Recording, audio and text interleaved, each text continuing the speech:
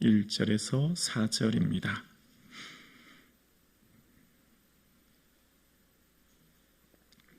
함께 하나님 말씀을 고백드리겠습니다. 이 일 후에 내가 보니 하늘에 열린 문이 있는데 내가 들은 바 처음에 내게 말하던 나팔 소리 같은 그 음성이 이르되 이리로 올라오라. 이후에 마땅히 일어날 일들을 내가 내게 보이리라 하시더라. 내가 곧 성령에 감동되었더니 보라, 하늘에 보좌를 베풀었고 그 보좌 위에 앉으신 이가 있는데 앉으신 이의 모양이 벽옥과 홍보석과 같고 또 무지개가 있어 보좌에 둘렀는데 그 모양이 녹보석과 같더라. 또 보좌에 둘러 24보좌들이 있고 그 보좌들 위에 24장로들이 흰옷을 입고 머리에 금관을 쓰고 앉았더라. 아멘. 우리의 삶의 참된 지혜는 앞으로 있어질 미래를 아는 것이라 생각합니다. 미래를 알면 현재가 두렵지 않습니다. 미래를 알면 현재 내가 어떻게 살아야 될지 삶의 방향을 알게 되고 무엇이 정말 가치 있고 소중한지를 깨닫게 됩니다. 여러분도 이 인생을 살아보면 지난날의 삶을 돌아보면서 그때 이것이 좀 더 소중한 삶이었는데 라고 하는 것 깨닫지 않습니까? 그래서 오늘 말씀을 통해서 우리의 삶에 정말 가치 있고 소중한 게 무엇인가를 깨닫게 되고 그래서 우리의 삶의 방향과 목적을 알게 될 뿐만 아니라 궁극적으로 우리의 삶이 어디를 향해 가며 또 무엇을 하는지를 오늘 본문이 가르칩니다. 궁극적으로 마지막 우리의 삶의 모습인 거죠. 여러분, 이 땅을 살면서 가장 소중한 것 여러 가지가 있습니다. 건강이 너무너무 중요합니다. 재물도 중요합니다. 평판도 중요합니다. 여러 가지 것들이 다 소중하죠. 그런데 정말 오늘 본문을 통해 우리에게 정말 가치 있고 소중한 것들, 이 땅의 것들은 다 지나갈 거라는 거예요. 다 사라질 거라는 겁니다. 이 땅에서 소중하다고 하늘에서 소중하진 않아요. 이 땅에서 가치 있다고 꼭 붙들어야 될 것들 그렇게 붙들었지만 하늘에서는 아무것도 아닌 것들이 너무너무 많아요. 정말 이 땅에서 무엇이 소중한지를 오늘 본문이 얘기합니다. 그 중심에 바로 예배가 있다는 겁니다. 예배는 이 땅에서뿐만 아니라 하나님 나라에서도 가장 소중하고 가치 있는 것이라는 거예요. 그래서 오늘 본문의 말씀을 통해서 우리의 삶에 궁극적으로 하나님 나라에 이르게 되고 그 천국에서 우리의 삶은 우리의 어떤 모습으로 살아갈지에 대해서 오늘 본문은 우리에게 이야기하고 있는 거죠. 영원한 하나님 나라에서 우리는 하나님을 즐거워하고 기뻐하고 찬양하고 경배하고 높여드리는 그 예배의 삶을 살게 될 줄로 믿습니다. 그것이 우리의 삶의 참된 기쁨이요 행복인 것을 알게 됩니다. 오늘 본문 1절입니다.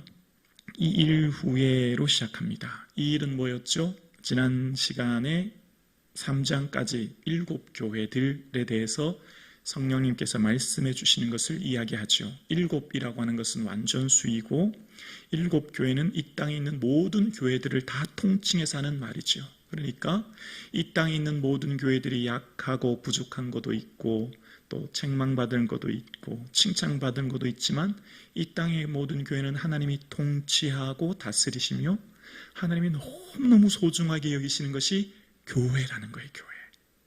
교회만큼 하나님이 귀하게 중요하게 여기시는 것은 없음을 우리는 말씀을 통해 알게 됩니다. 그래서 우리의 삶에 교회를 소중히 여기는 것, 교회가 바로 주의 몸 아니겠습니까? 그래서 주님께서는 그 이 땅에 있는 교회들, 7교회들, 이 땅에 있는 모든 교회들을 향해서 얘들아, 내가 너희들을 얼마나 사랑하는지 알지? 내가 너희들을 얼마나 귀하게 여기는 건지 알지? 이런 거 너무너무 잘해. 그런 거 이런 거 좀 보완해야 된다. 이런 거 부족한 거 좀 보완해서 했으면 좋겠어. 그런 말씀을 이제 지난 시간까지 살펴보았습니다. 그러면서 오늘 이제 이 4장을 시작하는데요. 이 4장은 이 요한계시록에 있어서 주춧돌이 되고 기초가 되면서 하나의 중요한 시야를 열어줍니다. 이 4장이 너무너무 중요한 이유는 이제 이 일 후에 있어야 될 이제 계시를 말씀하시는데, 우리가 요한계시록이 어려운 것은 이 환상 중에 보는 이 상징들이 이해가 되지 않고 때로는 두렵기도 하는, 무슨 여자와 용, 일곱 인, 대접, 나팔 이런 얘기를 하면서 그것을 통해서 이단들이 막 사용하면서 우리가 이해되지 않는 말을 통해서 이 요한계시록이 좀 어렵게 느껴지는데, 중요한 것은 이 4장을 통해서 궁극적으로 하나님 나라에 이르게 될 하나님의 백성들의 삶을 오늘 본문에 이야기하면서 앞으로 있어질 여러 가지 환상들과 어려운 것들은 이 땅에서 이런 고난들이 있을 수 있다라는 거죠. 이 땅에서 1세기 이 로마 박해를 통해 어렵고 힘든 상황, 여러 가지 어려움이 있지만 궁극적으로 오늘 4장이 있어질 하나님 나라, 천상에서의 예배, 하나님 나라에서 예배가 있을 것이니 걱정하지 마라, 두려워하지 마라. 너희들의 앞길에 환난과 고난과 어려움과 여러 가지 일들이 있지만 내가 너희들을 붙들고 있다. 끝까지 내가 너희를 지킬 것이다. 혹 너희들의 삶에 순교할지언정 그 순교 이후에 놀라운 영광이 기다리니 두려워하지 말라. 그거를 말씀하시는 거예요. 그래서 이 4장을 통해서 우리의 삶의 마지막 모습을 바라보기 때문에 이 땅을 걸어가는 1세기뿐만 아니라 오늘 현재를 살아가는 저와 여러분의 삶에 어떤 어려움과 고난과 문제가 있고 예수 믿는 자의 성도의 환난과 고난이 있지만 두려워하지 말고 걱정하지 마라. 내가 너희들을 붙들고 있고 지키고 있고 궁극적으로 내가 너희를 버리지 않을 것이며 너희들의 인생의 마지막은 놀라운 천국의 영광이 기다린다. 그 말씀을 오늘 본문은 우리에게 하고 계시는 거예요. 그래서 1절을 다시 볼게요. 이 일 후에 내가 보니 하늘에 열린 문이 있는데, 자, 하늘에 열린 문이 있다라고 이야기합니다.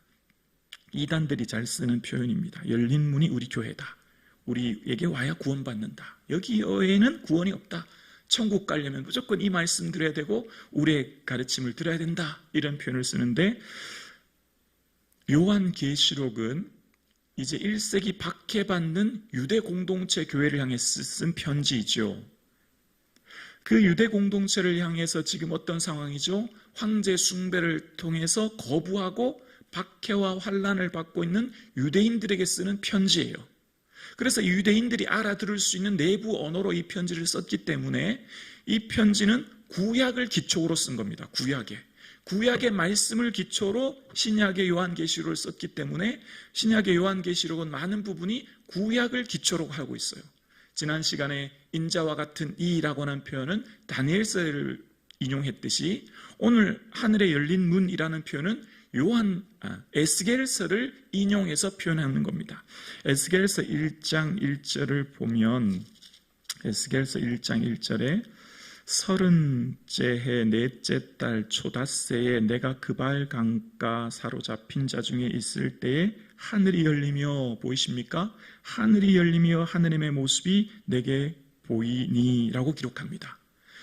지금 이 말씀을 바로 구약에 있는 에스겔의 본문의 내용을 인용하면서 이제 하나님의 영광을 표현하는데, 여러분 구약의 에스겔은 어떤 상황이었죠? 바벨론 포로로 잡혀간 후 그발 강가에 중노동을 하며 어려움 가운데 있는 백성들 가운데 에스겔에게 환상을 보여주신 거예요. 그때 삶의 자리가 어떻죠? 나라가 사라졌어요. 바벨론을 통해서 나라가 멸망했어요. 그러니 하나님 도대체 우리를 왜 이렇게 고난 가운데 버려두십니까? 하나님 어디 계십니까? 하나님, 우리가 하나님을 경외하는 이 민족이 왜 이런 고난을 당해야 됩니까? 라고 하는 고난의 한복판, 극심한 고난의 한가운데 있을 때 환상을 보여주셨죠. 오늘 지금 이 요한계시록 1세기 교회는 어떤 상황이죠? 로마 도미티아누스 황제의 극심한 박해, 예수 믿는 자들은 그와 그 가족들 모두가 다 극심한 고난 가운데 처해지는 삶의 환경 가운데 말씀하고 계신 거예요. 하나님의 은혜를 체험하는 것은 언제일까요? 하나님의 은혜, 그 영광을 우리가 기쁘고 즐거울 때도 하나님의 은혜를 경험하지만 내 삶이 곤고하고 어려울 때 주님을 더 찾게 되죠. 내 삶의 문제와 어려움 가운데 주를 더 붙들게 되죠.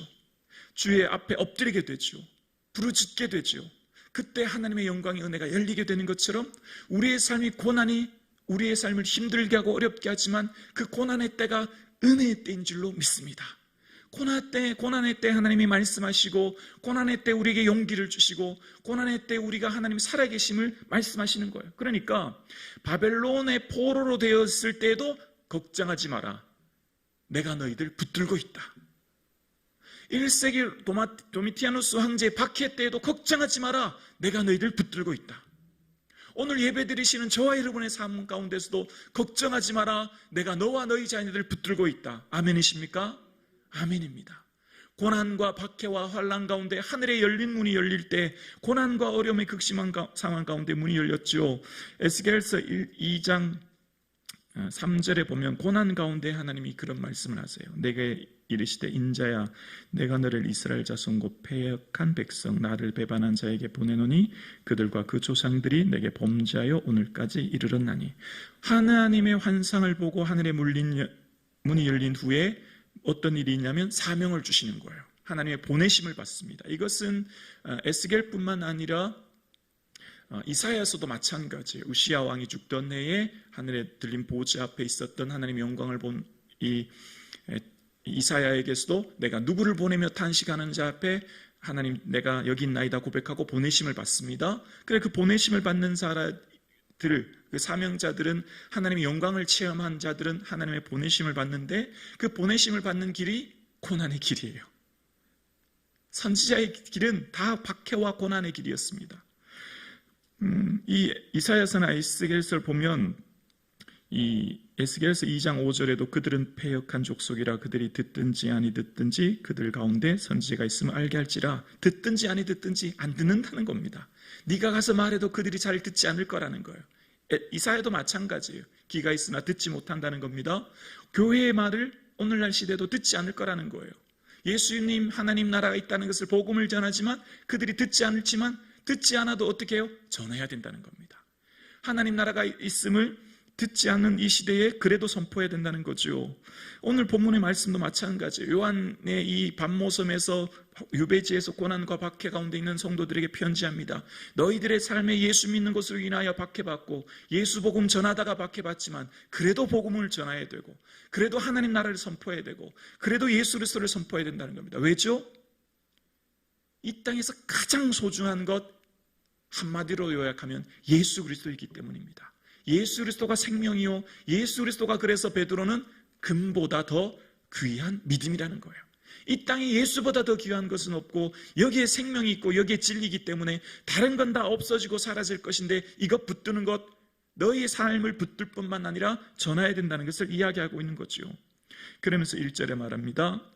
이 일 후에 내가 보니 하늘에 열린 문이 있는데 내가 들은 바 처음에 내게 말하던 나팔 소리 같은 그 음성이 이르되 이리로 올라오라. 이후에 마땅히 일어날 일들을 내가 내게 보이리라 하시더라. 나팔 소리 같은 그 음성이 이르시되 1장에 있었던 표현이 똑같이 지금 이 표현이 지금 등장합니다. 이때 당시 나팔은 전쟁 시의 명령, 전진이나 후퇴 같은 상황을 명령할 때 나팔을 불거나 성 안에서 사람들을 잠자고 있는 사람들을 깨울 때 표현이죠. 그러니까 하나님의 말씀은 우리에게 명령하듯이 오늘 말씀하시는 거예요. 하나님께서 우리에게 이 요한에게 명령하시는 거죠. 앞에까지는 7교회에 대해서 하나님 명령하셔서 그 교회에 대해서 말씀을 전했고 이제 오늘 본문은 그 음성이 내게 말씀하셔서 이 하나님 나라의 천상 예배, 하나님 나라에서 어떤 일이 있어지는지 그 하나님 나라에 이른 백성들의 삶이 어떠한지 또 하나님이 누구를 가장 귀하게 여기시느냐, 하나님이 귀하게 여긴 사람이 누구냐, 오늘날 이 땅에서 살아가는 사람들의 지위, 이 땅에서의 사람들의 높임, 이 땅의 사람들의 존귀함은 그들의 소유와 지식과 그들의 삶의 위치지만 하나님이 이 땅에서 가장 소중히 여기는 사람은 믿음을 가진 성도인 줄로 믿습니다. 박해 가운데 있는 이 성도들을, 로마 황제로 박해 가운데 있는 이들을 하나님 가장 귀히 여기신다는 거예요. 그래서 오늘 본문에 이제 일어날 이 앞으로 있어질 계시뿐만 아니라 하나님의 영광을 이야기합니다. 2절에 내가 곧 성령에 감동되었더니 보라 하늘의 보좌를 베풀고 그 보좌 위에 앉으신 이가 있는데, 성령에 감동되었더니 직역하면 성령 안에 있었더니. 자, 4장은 성부 하나님에 대한 묘사를 이야기합니다. 5장은 성자 예수 그리스도에 대해서 이야기합니다. 성령님은 어디 계시죠? 성령님은 이미 이전부터 계셔서 감동해 주셔서 말씀하고 계세요. 성령님은 이미 요한에게 임재하셔서 요한이 성령님 안에 거하게 되었고, 그 성령님 안에 거하게 되었기 때문에 성령님에게 말씀을 들려주시고, 그 말씀을 통해서 7교회 편지했듯이 성령님은 지금 우리와 함께 하시는 줄로 믿습니다. 우리 안에 내주하시고 함께 하시는 그 성령님께서 이제 보게 되었는데, 하늘의 보좌를 베풀었고. 자, 여기 보좌라는 것은 당시 로마 황제만이 보좌에 앉았습니다. 로마 황제가 나라를 통치하고 다스리는 주권이 황제에게 있었죠. 그 황제가 로마를 통치하는 이 보좌를 빗대어서 하늘의 보좌가 있었다는 것입니다. 하나님은 이 하늘을 통치하시는 그 하나님께서는 이 땅도 통치하고 있다는 것을 말씀하시는 거예요. 너희들 초대교회 성도들이 볼 때 로마 황제가 로마를 통치하고 다스리는 것 같지만, 그럼에도 불구하고 아니다. 이 로마, 이 온 세계 열방은 하나님이 통치하고 다스리시며 하나님이 지금도 그 주권 가운데 있다라고 하는 것을 말씀하시죠. 그러면서 3절입니다. 앉으신 이의 모양이 벽옥과 홍보석 같고 또 무지개가 있어 보좌에 둘렸는데 그 모양이 높보석 같더라. 보좌에 앉으신 이 하나님의 모양, 그 보여지는 것을 말합니다. 같고 벽옥 홍보석, 이 땅에 있는 너무너무 귀하고 진귀한 보석을 빗대어서 같고라고 하는 거죠. 여러분, 하나님의 형상을 인간의 제한된 언어로 표현할 수가 없어요.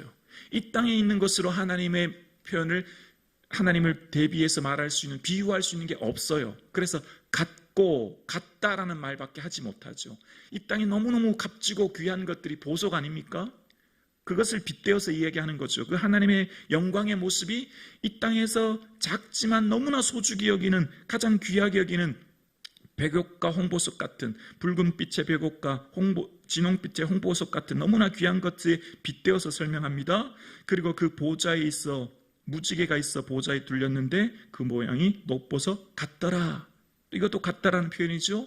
구약의 노아의 언약을 통해서 약속하셨던 하나님의 약속을 무지개로 빗대었듯이 하나님의 언약의 말씀은 반드시 성취될 것을 말씀하며, 지금 현재의 삶이 로마의 박해와 어려움 가운데 있지만 걱정하지 마라, 곧 내가 다시 온다, 예수님 곧 다시 오실 것이다 라고 하는 것을 말씀하시는 겁니다.